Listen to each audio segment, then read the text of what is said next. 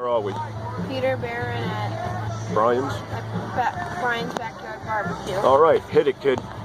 What was it like growing up in New York? It was great. I didn't realize how great it was until I got older, because when you're a kid you take things for granted because that's where you're just from.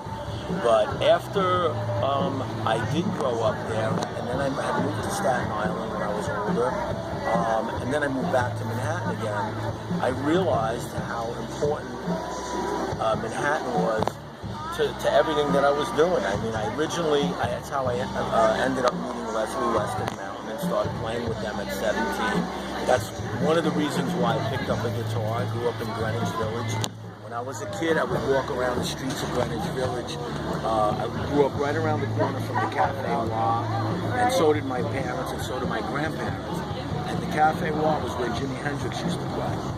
And there was the Night Owl where everybody played. The Doors, the Grateful Dead, the Byrds, the Young Rascals.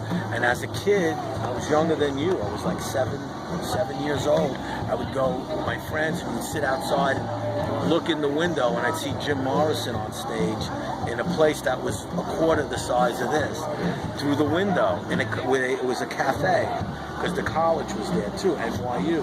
So I got to see all these bands through the window, the Grateful Dead, and the place was tiny. If you put 50 people in the place, it was crowded. So that ultimately affected me and influenced me with music. And not only that, there's so much going on there that it always kept me busy, doing things. And when I moved back to the city, I was saying, how did I end up living on Staten Island? I was single before I had gotten married and had my kids, and I moved back to Manhattan and into Tribeca, and things started happening again. There's a lot happening in Manhattan that you could fall into. There's a lot of opportunity there. So yeah, Manhattan, that's what it did for me. That's what Manhattan did for me. And again, I met Leslie West through there. I had a stand in St. Anthony's Feast, and I was selling tacos. And I had a stand while I was in high school, selling Mexican food in an Italian feast. At the end of the feast, I would go buy guitars and amps and all this stuff. So my grandmother would cook upstairs. Anyway, I met some guy during the feast that saw me practicing in my stand during the afternoon. When it was quiet, I'd bring half a stack of Marshalls down, and the guy come up to me and says, "Oh wow, you play really good." I was only 17 at the time.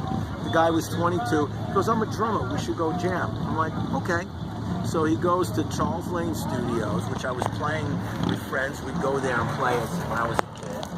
And so he calls the studio to book time. Who answers the phone? Leslie West. So Leslie answers the phone, and they were huge at the time. I mean, really, really big. Well, they were mountains. They were. This was actually right after West Bruce and Lang. Oh wow! So okay. The first tour I did was a West Bruce and Lang tour. Okay. So I was at the height of their career. Yeah, It was as big as Leslie was ever going to be. Nice. At that time. Leslie and Cork. So I go down there, and then my friend says, "Yeah, Leslie said he wants to jam with you," because he was telling him about how I played guitar. And of course I didn't believe him, because I didn't even know this guy. This guy came up to me in my stand and said, "Let's jam." I just met him in the feast. And now all of a sudden he tells me Leslie West wants to jam with me. And of course they were huge. I says, "Yeah, right." I didn't expect Leslie to be there. Okay, I go to the studio with my guitar. Sure enough, there's Leslie sitting there. So he goes, "Play me something." I start playing him his guitar solo from Roll Over Beethoven, the violin thing, and the dream sequence. He gets a kick out of that, starts laughing. He goes, "I don't want to hear that, play me something else." So I do a fast run up the neck of the guitar. He goes, "Come in the back." I go in the back. There's Felix Pappalardi, Corky Lang, Mitch Ryder, other musicians. And he goes, "Plug in." There's a guy playing guitar. He goes, "Get off the guitar." The guy gets off the guitar, plugs me in. Now I'm playing. I knew all the songs as a kid from just learning how to play. I knew all the West Bruce and Lang stuff. I knew all the mountain stuff. Now we're running through the songs. We're doing "Never in My Life," "Love Is Worth the Blues," "The Doctor," "Mississippi Queen." What else did we do? "Theme for an Imaginary Western." We played like basically the whole show. You gotta be careful who you associate with. Jeff Smith over here. I'm referring I to love him. his photography. I love it. Anyway, so I that was enough for me right there. I left. I'm playing with the whole band. Okay, I thought that was it. I leave. I go home. Phone rings that night. I was living at home. My mother answers the phone. She's beat it out. So she goes, who's this? She goes, Leslie. She goes, there's some guy named Leslie West on the phone. I said, what? And yeah, he gets on the phone. He goes, you want to come to Japan with me? He goes, you want to join the band? And I'm like, what? You know, it was enough for me that day just to play with them. That was like, I walked out of that, stars in my eyes, talk about Jukebox Hero. You know, that was enough for me right there. But, you know, I was like, he goes, what kind of clothes do you have? Okay, I had all these rock and roll things. And what kind of guitars do you have? What kind of amps do you have? So I was hooked up. I had 2 stacks of Marshalls. I had already been playing for 12 years since I'm 5. I had them pick up my amps. Oh. Hi, how are you? Oh, What's happening? we met. That we met. Yes, we. Yeah. So I'm in the middle of my thought here, and I can't remember a lot of things these days, but that's okay. I forget a lot of things. Your name is Nice Peter to Mann. see You play for you. Leslie West. That's it. Well, so I'm telling him how I met Leslie. So it. then he sends people over to my house, picks up my amps and everything. Now I'm rehearsing with them. 2 weeks we rehearsed. The first gig we did was we had headlined a festival in Indiana with all my favorite bands playing before us, and Stevie Wonder closed the second half. We closed the first half. Then I had breakfast with Stevie Wonder in the morning. Wow. I was sitting next to him like this, if you know who Stevie Wonder is. He's Henry, pass the salt. You know who Stevie Wonder is. I'm like, here, Stevie, you know. And he's sitting right here. His mother's there. His wife's there. His kids are there. I'm like at the table with Stevie Wonder and his whole family. And Some that was it. experiences.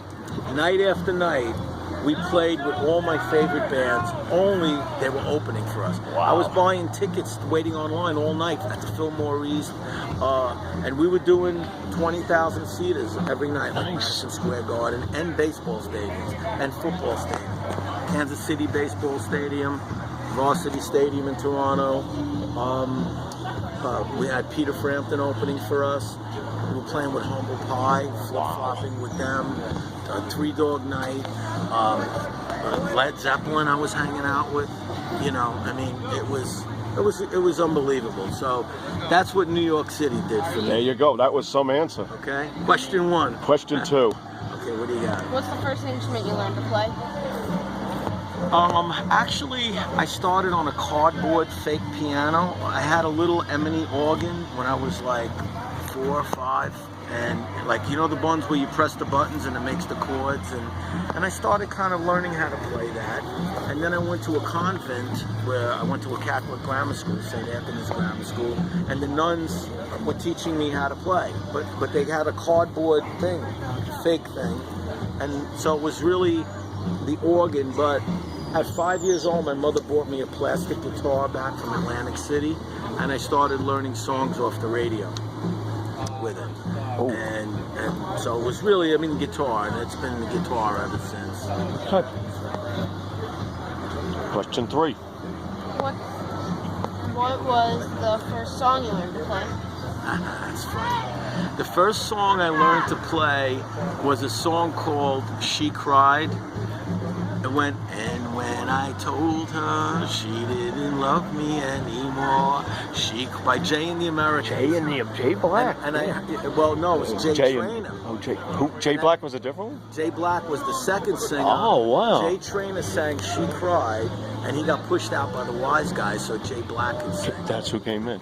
But I became friends with Jay Traynor, and that's why it's a funny story that you asked me that about the first song, because when I was on tour with Leslie, who was our sound man, was Jay Traynor. No way. Yeah, See, and Leslie was telling me he was the original Jay from Jay and the Americans. I said, really? He goes, well, what song was Jay had a hit song with that song, She Cried. I said, that was the first song I ever learned on the guitar. Full circle. And Jay and I became great friends after that. But Jay didn't look like an oldies guy now. Jay had, you know, mustache, a goatee, long hair, ponytail. He looked like a sound guy. Yeah. And so that was, and that was the first song I learned. And what do you want now? 4? Who is your biggest influence?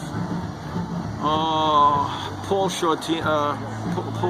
DiMartino. Paul DiMartino. Yeah. No, I'm only kidding. That's Joe's bass player. My biggest Oh, I remember him from Virgin Steel. My biggest influence, oh boy, I have a lot.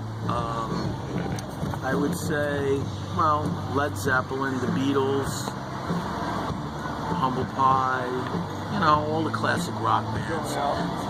Leslie West. Leslie's probably been my most inspirational because of playing guitar with him for so long that he's got the best feel in the world. So I focused my feel on his. So I'd have to say Leslie West. All right. Favorite food? Favorite food, fish. Wow. Anything that swims, I'll eat it raw. There you go. I Now, like to fish. I go fishing. I had a boat for a while. I would catch fish and eat them just right off the, you know, before they stop moving. My kids would look at me and go, you know. Yep. But fish. Now we had the opposite. Minneapolis, he said no fish. Fish. Yeah. Go on, Jason. No, I like fish. Favorite animal? Favorite animal, dogs. I've had dogs. I had 2 German Shepherds back to back from when I was 12, and they both lived for 15 and a half years. And once one died, and another one found his way to me, and I had him for 15 and a half, until my mother decided to put him to sleep because they didn't allow dogs in my building when I moved back to Manhattan. And this is like right before Christmas, and she tells me she's watching the dog. She lived in the dog building. She's living in Tribeca. So she goes, oh, by the way, I put Echo to sleep the other day. I said, what? You put my dog to sleep? You know, and he still like had Mumsy. some life in him, but then, you know, my kids were born by then, and I traded the kids for the dogs for kids. But, so, dogs, yeah. All right. What's the best part playing live in New York? Having my family there. Really, yeah. It's become, no matter all the shows that I've done, and I've played to as many as 70,000 people at once. Whether I play to 7 or 70, it doesn't matter. But having my family there, my kids, and them coming out to my shows and being able to get them up on stage and sing like It is a that beautiful with my thing. son, it's after, especially knowing everything that we went through together. That's the best part, because to me, if people are smiling and my kids are smiling, my family's smiling, that's why I do it. Yeah, good questions.